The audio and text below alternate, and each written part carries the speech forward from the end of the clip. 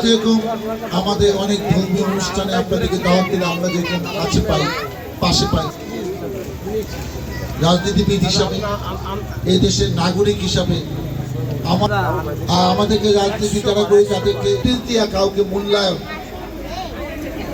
কাউকে খাটো, কাউকে অবহেলা, এটা আমরা ব্যবসা করে কিংবা কোন একটা কিছু করে জীবিকা নির্বাহ করে।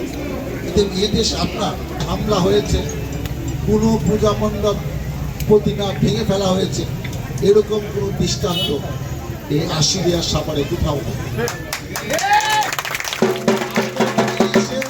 প্রমাণ দিলাম, আমাদের দলের নেতৃবৃন্দকে দায়িত্ব দিয়ে গেলাম, এখানে কোনো রকম বিশৃঙ্খলা হবে না, কাউকে করতে দেওয়া হবে না।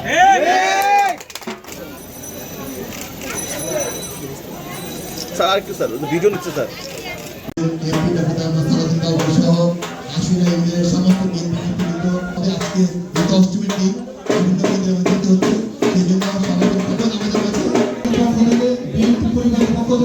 আপনাদের সর্বোত্তম সহযোগিতা এই বলে আমার বক্তব্য শেষ করি। ধন্যবাদ।